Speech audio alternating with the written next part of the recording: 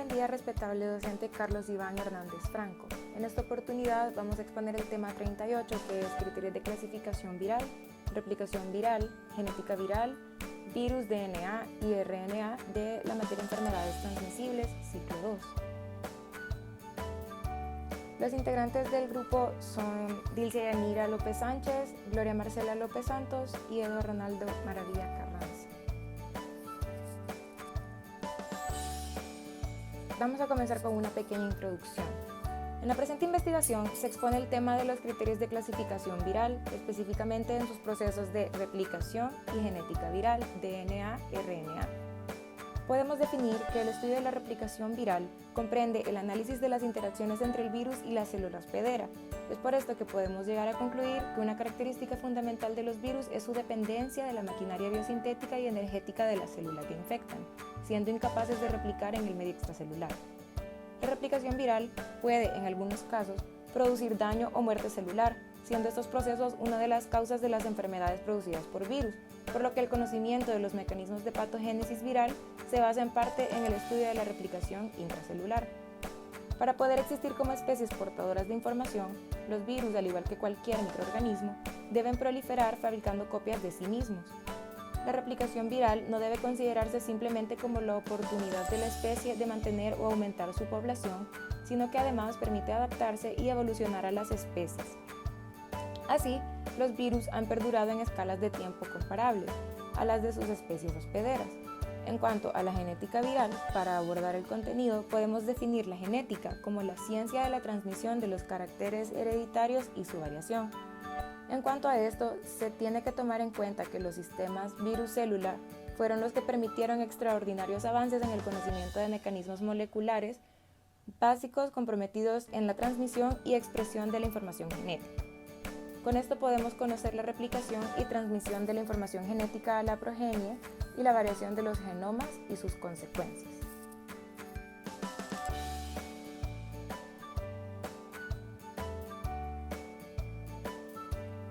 Nuestro objetivo general es describir la clasificación viral en cuanto a su replicación y genética.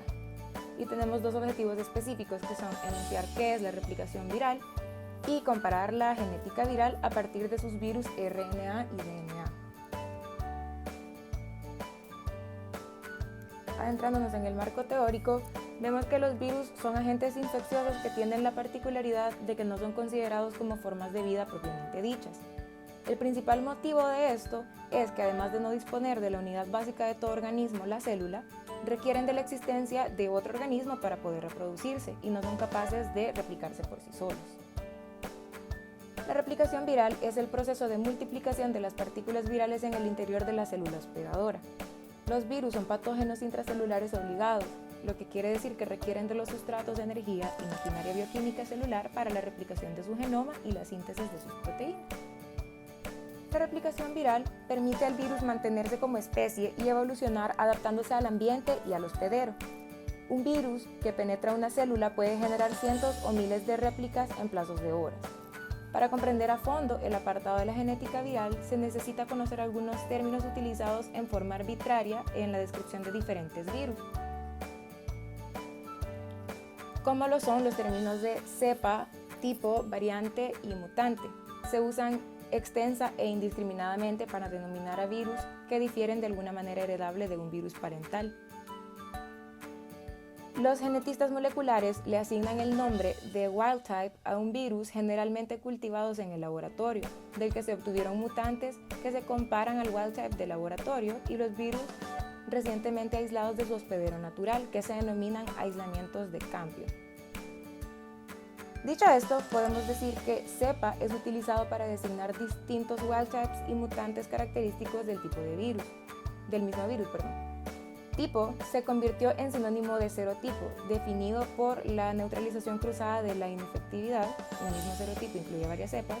Y variante se utiliza para indicar que un virus es genotípicamente diferente del wild type.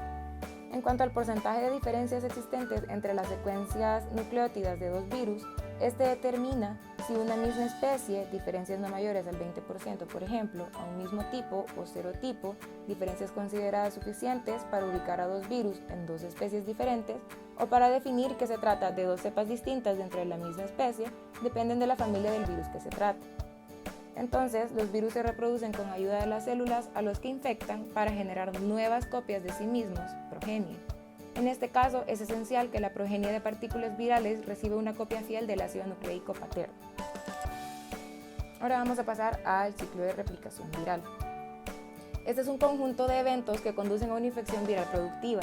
Se han definido 5 etapas indispensables en el proceso de replicación viral. Está la interacción inicial, la cual es denominada absorción.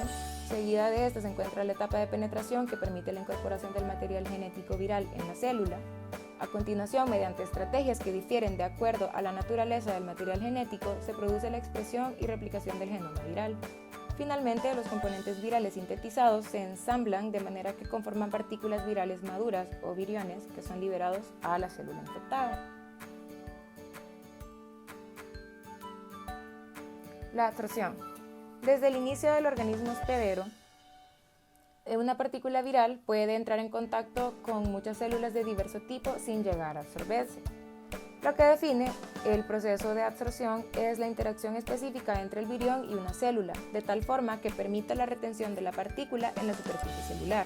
Dicha retención ocurre porque existe una alta afinidad entre la molécula de la superficie del virus, el ligando, y otra molécula de la célula, el receptor.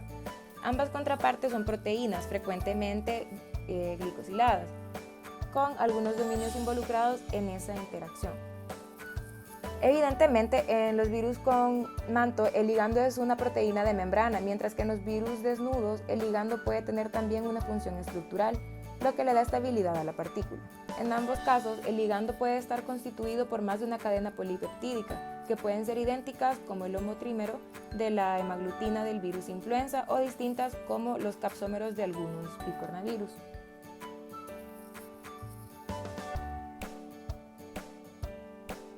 Penetración.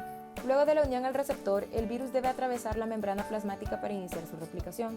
En el caso de los virus envueltos, la penetración viral puede ocurrir por fusión a nivel de la membrana plasmática o por endocitosis mediada por receptor, y ambos mecanismos involucran un proceso de difusión de membrana. La penetración por fusión es en el caso de los virus que entran por fusión a nivel de la membrana plasmática. La unión al receptor provoca cambios conformacionales en las espículas glucoproteicas virales que conducen a la fusión de la envoltura viral con la membrana plasmática. Dicha fusión es mediada por una glicoproteína denominada proteína de fusión, que puede ser o bien la misma glicoproteína viral que actúa como antirreceptor o bien otra glicoproteína integral de la envoltura. Este proceso de fusión de membranas es utilizado, por ejemplo, para los paramyxovirus, el herpes virus y algunos retrovirus como el VIH. Este es independiente del pH y conduce a la liberación de la nucleocápside o de la cápside viral en el interior del citoplasma.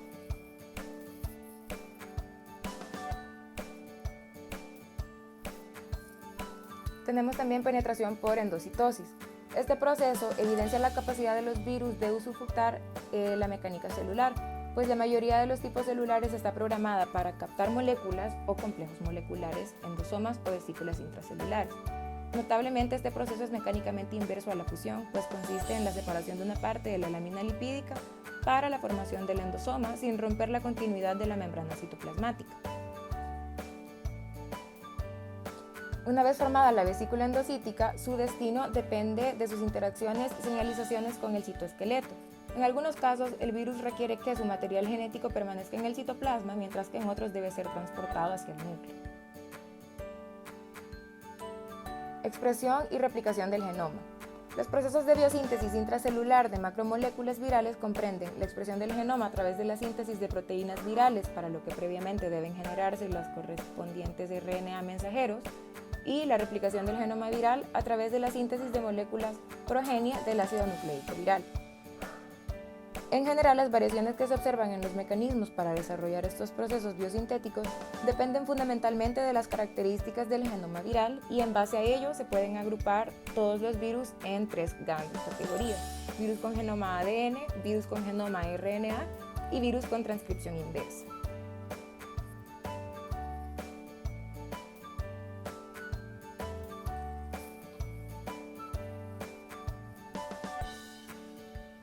Virus con genoma ADN.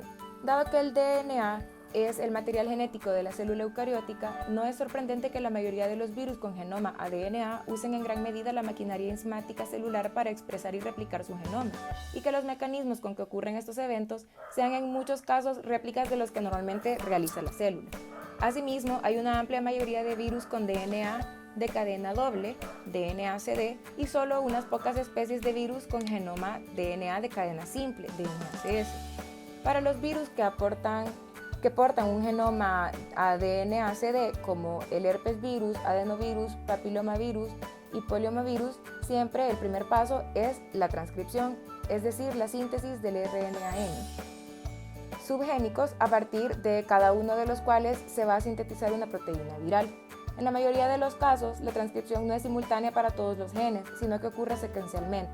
Primero se transcriben los genes llamados tempranos, que codifican para proteínas no estructurales, generalmente enzimas requeridas luego para la replicación de DNA, y otras proteínas que pueden inducir diferentes fenómenos en la célula hospedera.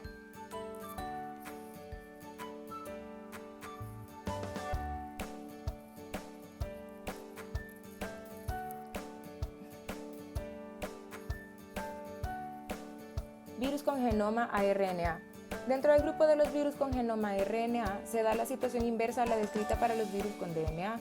Los virus con RNA de cadena simple son mayoritarios frente a los de RNA cadena doble. Tanto la transcripción de estos genomas implica la síntesis de una hebra de RNA sobre un templado de RNA. La enzima para catalizar este proceso es una RNA polimerasa RNA dependiente que no existe en la célula eucariótica, por lo que siempre debe ser obligatoriamente codificada por el virus. Los virus con genoma RNA han sido clasificados de acuerdo a la relación que existe entre la cadena RNA genómico y la cadena RNA, propuesta efectuada por Baltimore hace casi 4 décadas y que aún se mantiene vigente.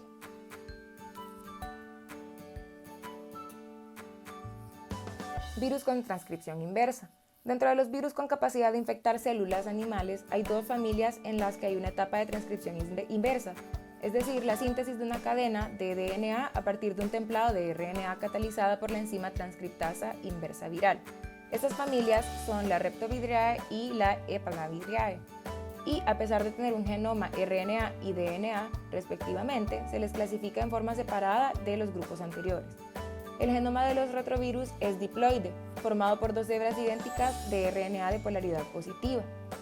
El virión porta la transcriptasa inversa que sintetiza una cadena de DNA complementaria al RNA genómico, proceso inverso justamente al de la transcripción celular.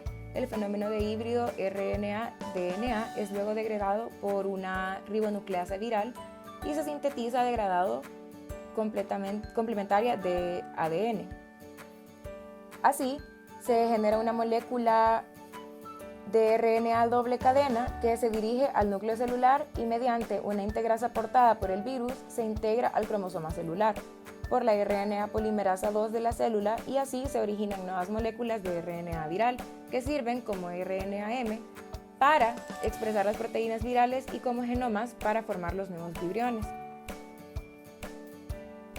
Por el contrario, los Epdanavirus, entre los que se destaca el virus de la hepatitis B, tiene un genoma formado por dos cadenas de DNA de distinta longitud, una mayor y otra de menor tamaño, las que al aparearse en las regiones complementarias originan una estructura de cadena doble parcial. El ensamblaje. Producto de esta etapa, es posible observar al interior de la célula las primeras partículas virales o, en el caso de los virus con manto, las primeras nucleocápsides. En las propiedades intrínsecas de las proteínas estructurales de los virus, frecuentemente se impide separar la etapa de ensamblaje con la biosíntesis de proteínas, pues una vez terminada la traducción, las proteínas que forman las cápsides virales empiezan a agregarse en su arquitectura definitiva. Sin embargo, no es posible generalizar la mecánica de la morfogénesis viral, pues para algunos virus se necesita más de una proteína para ensamblar la cápside, e incluso de proteínas que no se integran a la estructura final, pero que son cofactores de ensamblaje. Además, en otros casos se ha demostrado una independencia de moléculas de genoma viral, sin las cuales no ocurre el ensamblaje, pues ellas serían el andamio sobre el cual se construyen las nuevas partículas de progenie viral. En esta etapa ocurre la selección del ácido nucleico o de varios en virus con genomas fragmentados, que formará parte de la partícula.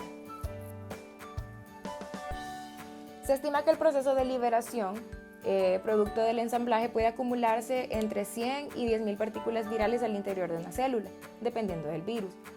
Para reiniciar un nuevo ciclo, estas partículas deben salir de la célula, que para ese momento puede ya estar en colapso fisiológico debido a la infección viral. La mayoría de los virus desnudos sale de la célula una vez que la membrana citoplasmática se rompe, liberando entonces todo el contenido interno, en un proceso conocido como lisis celular. Dado que las partículas deben estar listas para infectar una nueva célula, la morfogénesis en estos virus concluye antes de la liberación. En contraposición, diversos virus con manto concluyen su morfogénesis durante la liberación, pues en esta etapa adquieren el manto que los recubrirá. Algunos virus pasan por un proceso de yemación interna, en que la nucleocápside adquiere la membrana yemando al interior de una vesícula celular endosoma, obteniendo como producto un endosoma que porta el virión. Este endosoma debe en algún momento exocitar su contenido para liberar dicha partícula viral. Proseguiré con la variación genética viral. Durante el proceso replicativo viral se produce material en exceso para formar nuevos virus. En cada etapa anteriormente descrita se pueden cometer errores y esto genera cierta proporción de progenie defectuosa o mutante con ventajas o desventajas adaptativas. Es por ello que decimos que destacan 3 mecanismos responsables de la variación genética, como lo son las mutaciones por errores de las polimerasas, que pueden ser el cambio, la pérdida o inserción de nucleótidos, y esto es más frecuente aún en virus ARN, que no poseen actividad correctora. Como ejemplo podemos mencionar a los virus de la hepatitis C, los rotavirus y los VIH. Luego tenemos la recombinación génica por rotura y unión covalente o intercambio de fragmentos de ácido nucleico de genes de un virus o de 2 virus. Pueden ser los virus ADN.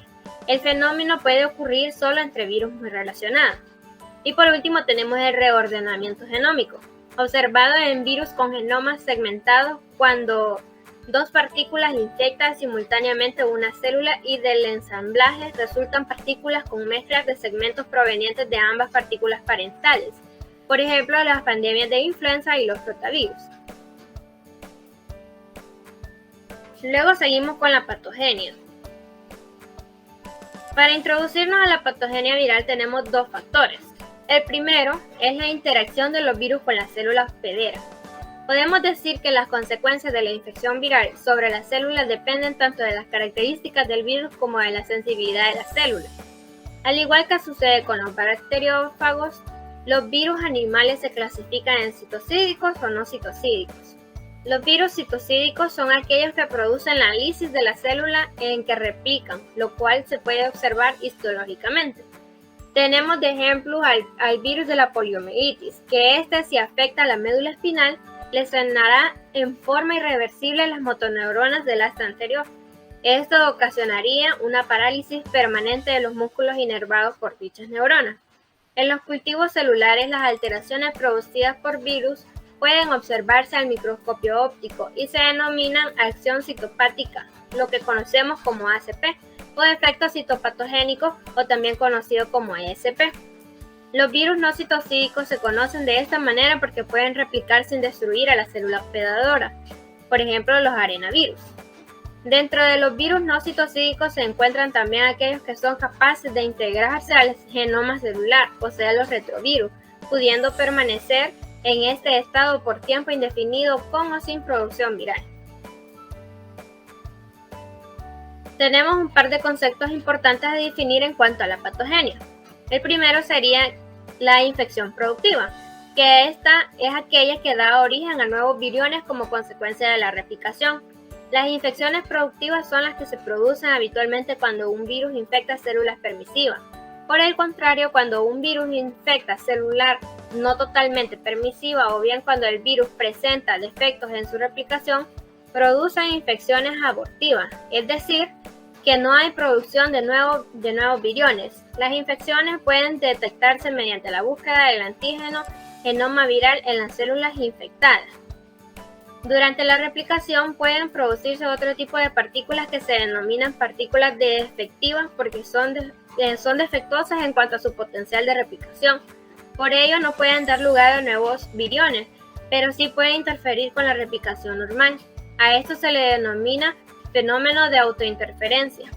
Otro término a definir es el provirus, que se denomina provirus al genoma viral integrado al genoma celular.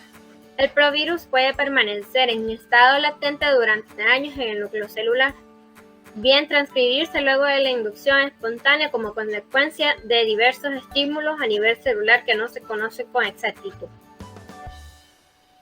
El segundo factor es la interacción de los virus con el organismo inmunocompetente. A diferencia de lo que sucede en la interacción de un virus y células en cultivo, el hospedador entero inmunocompetente, los virus deben enfrentarse a todos los mecanismos de la inmunidad innata y a los complejos mecanismos humorales y celulares específicos que se desencadenarán luego de la infección. La acción directa del virus y o mecanismos inmunológicos que producen enfermedad son denominados mecanismos patogénicos.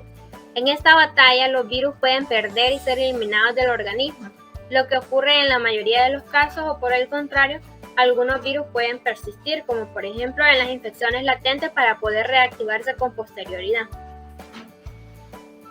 Luego tenemos la patogenia de las enfermedades virales, la cual se divide en 5 pasos.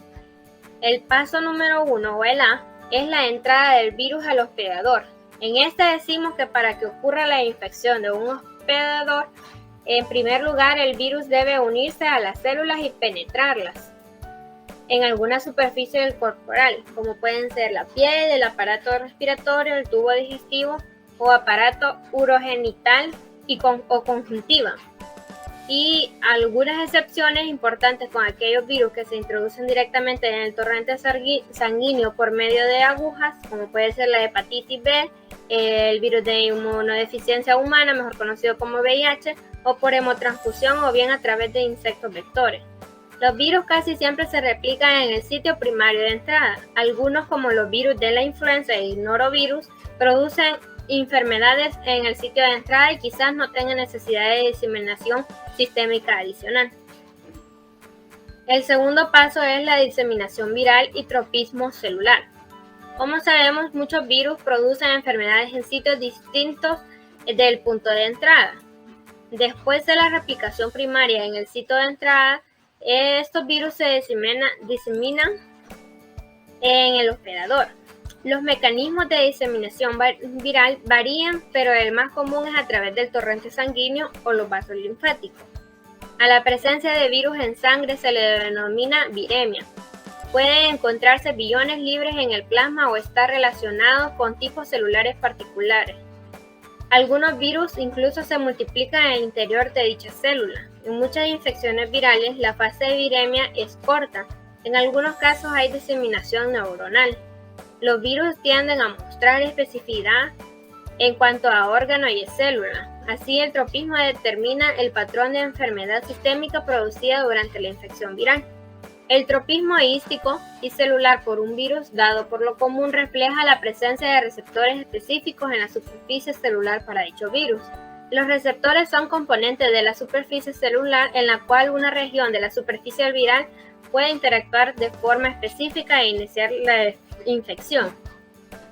El tercer paso es la lesión celular y enfermedad clínica. Dentro de este podemos decir que la destrucción de células infectadas por los virus y las alteraciones fisiológicas generadas en el hospedador por la lesión hística son en parte la causa para el desarrollo de la enfermedad. Algunos tejidos como el epitelio intestinal pueden regenerarse con rapidez y soportar daño intensivo mejor que otros, como el cerebral, que es un poco más sensible. Algunos efectos fisiológicos causan alteración no letal de células con funciones especializadas, por ejemplo la pérdida de producción de hormonas. Las enfermedades clínicas por infecciones virales son consecuencia de una serie compleja de acontecimientos y se desconocen muchos factores que determinan el grado de la enfermedad. Los síntomas generales relacionados con muchas infecciones virales son los malestares y la anorexia, que pueden ser consideradas consecuencias de la respuesta del hospedador, por ejemplo la producción de citocina. La enfermedad clínica es un indicador insensible de la infección viral, dado que son muy comunes las infecciones virales asintomáticas. El cuarto paso es la recuperación de la infección, en la cual sabemos que después de una infección viral, el hospedador puede morir o puede recuperarse. Los mecanismos de recuperación incluyen respuestas inmunitarias, tanto innatas como adaptativas, el interferón y otras citocinas, la inmunidad humoral y la mediada por células y tal vez otros factores de defensa del hospedador están involucrados. La importancia relativa de cada componente difiere con el virus y la enfermedad. La importancia de los factores del hospedador para influir en el resultado de las infecciones virales se ilustra por un incidente ocurrido en el decenio de 1940, en el cual 45.000 miembros del ejército fueron inoculados con la vacuna del virus de la fiebre amarilla, que estaba contaminada con el virus de la hepatitis B. Aunque el personal estuvo sujeto en apariencia a exposiciones comparables, ocurría hepatitis crónica en solo el 2% de los casos, y de estos solo 4% manifestó enfermedad grave. La base genética para la susceptibilidad del hospedador debe ser establecida para la mayor parte de las infecciones en las infecciones agudas. La recuperación se vincula con la eliminación del virus. Sin embargo, hay ocasiones en que el hospedador permanece con infección persistente por el virus.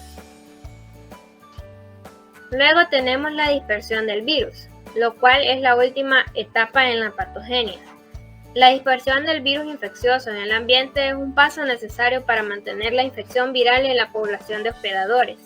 Por lo general, la dispersión tiene lugar en superficies corporales involucradas en la entrada del virus. La dispersión sucede en diferentes etapas de la enfermedad, lo cual depende del agente particular involucrado. Durante la dispersión viral, un individuo infectado es contagioso para contactos. En algunas infecciones virales, como la rabia, los seres humanos representan infecciones a manera de callejón sin salida y la dispersión no tiene lugar. Proseguiremos con la clasificación. Decimos que los virus pueden clasificarse de diferentes formas. Vamos a decir que estos se pueden clasificar de acuerdo a su hospedero, a la forma de transmisión, a su estructura, a la presencia o no de envoltura, a su simetría, a las propiedades físico-químicas, al tipo y características de su genoma y al lugar de replicación. También se considera el tropismo por determinados tejidos, ya que la acción patógena viral dependerá de su tropismo y según ella se orientará la confirmación etiológica dentro de un espectro limitado de virus causantes de una patología determinada. También decimos que se pueden clasificar de acuerdo a sus hospedadores. Los virus pueden ser clasificados como virus de vertebrados, de insectos, de plantas, de bacterias, entre otros. Inicialmente los virus se clasifican por la especificidad del hospedador, por las enfermedades producidas o bien por su tropismo tisular. Muchos nombres de virus derivan de su tropismo. Por ejemplo, los arbovirus replican en un artrópodo vector. Los poliovirus producen poliomielitis como los adenovirus aislaron en adenoides, entre otros. Otros nombres de familia están basados con acrónimos tales como picornavirus, que tienen pico de pequeño y RNA de ácido ribonucleico. En otros casos, el nombre proviene de alguna característica estructural del virión. Por ejemplo, los coronavirus presentan una corona de espícula, o bien el nombre proviene del lugar de su primer aislamiento. Tenemos otros tipos de virus como lo son los virus entéricos, que son aquellos que penetran y replican primariamente en el tracto gastrointestinal. Estos incluyen numerosos virus desnudos y por ello son resistentes al ácido estomacal y a las sales biliares, como los enterovirus, el poliovirus, los virus de hepatitis y otros como rotavirus, calcivirus, adenovirus entéricos, etc.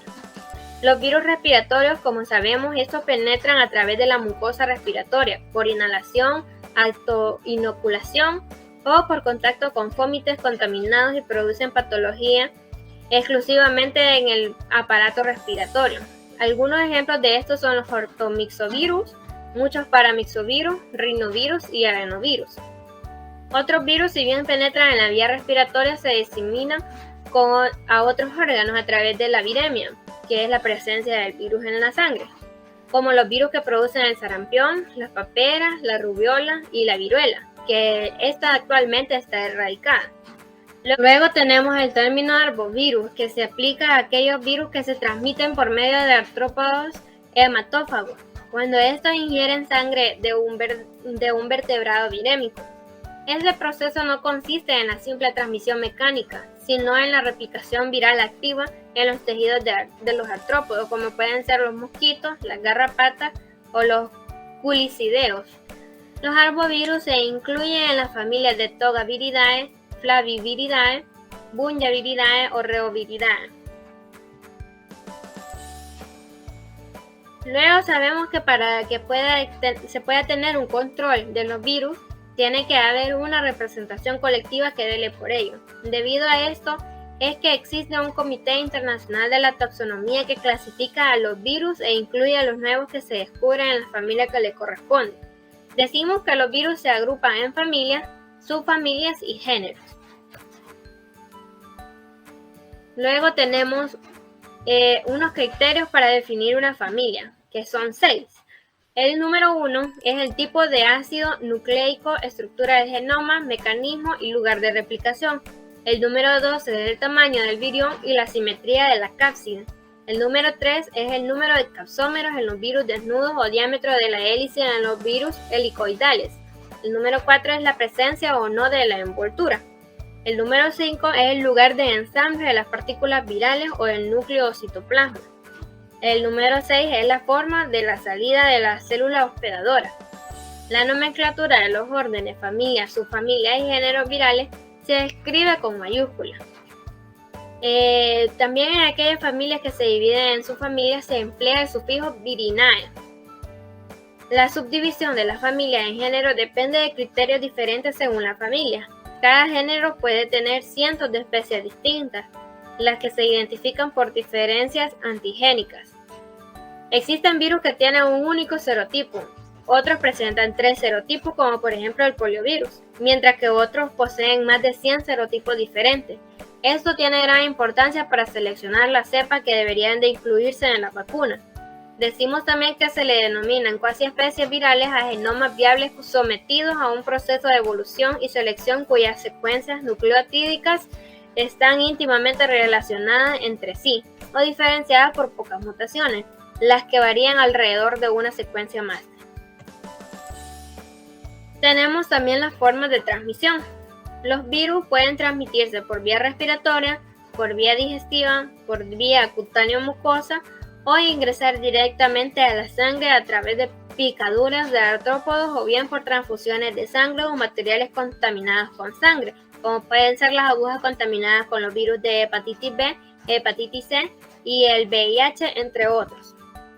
Y continuamos y ahora hablamos de las pruebas de laboratorio, que son las que se hacen para saber el tipo de virus que está en el organismo y también la cantidad de microorganismos que hay.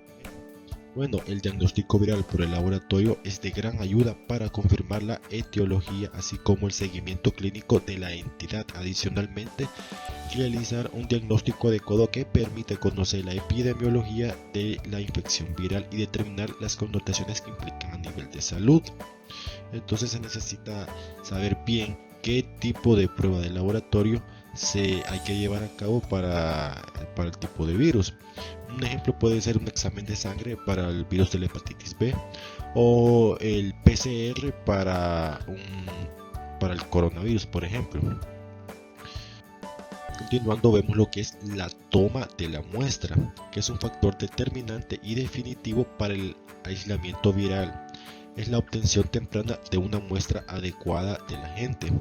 Las muestras no se deben dejar a temperatura ambiente o en incubadoras, tampoco es recomendable congelarlas ni descongelar la muestra. ¿Por qué? Porque ese procedimiento podría alterar la estructura viral del agente.